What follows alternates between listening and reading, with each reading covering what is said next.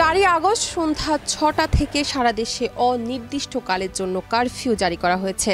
সরকারের পদত্যাগের এক দফা দাবিতে ছাত্র জনতার সর্বাত্মক অসহযোগ আন্দোলনে দেশব্যাপী ব্যাপক সংঘর্ষ ও প্রাণহানির ঘটনার পর রোববার বিকালে স্বরাষ্ট্র মন্ত্রণালয় থেকে এমন সিদ্ধান্তের কথা জানানো হয়েছে। মন্ত্রণালয়ের সিনিয়র তথ্য অফিসার শরীফ মাহমুদ অপু এক বিজ্ঞপ্তিতে এই তথ্য নিশ্চিত করেছেন।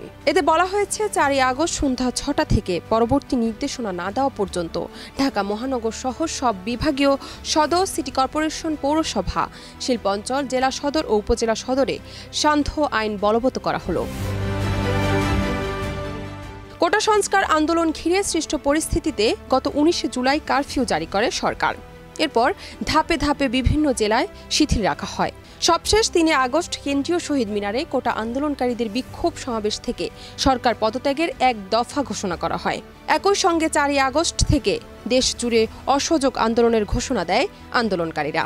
3 আগস্ট রাতে সচিবালয়ে আইনশৃঙ্খলা রক্ষাকারী বাহিনীর ঊর্ধ্বতন কর্মকর্তাদের সঙ্গে বৈঠকের পর স্বরাষ্ট্রমন্ত্রী আসাদুজ্জামান খান কামাল জানিয়েছিলেন, ঢাকা, নারায়ণগঞ্জ, গাজীপুর, নরসিংদীতে পরবর্তী নির্দেশনা না দেওয়া পর্যন্ত সকাল 6টা থেকে রাত 9টা পর্যন্ত অর্থাৎ 15 ঘণ্টা কারফিউ শিথিল থাকবে। অন্যান্য জেলায় স্থানীয় প্রশাসন কারফিউর বিষয়ে সিদ্ধান্ত নেবে। স্বরাষ্ট্রমন্ত্রীর এই ঘোষণার পর 4 আগস্ট বিকেলে নতুন এই সিদ্ধান্তের কথা জানানো হয়। জান্নাত নিপু, দেশ রূপান্তর।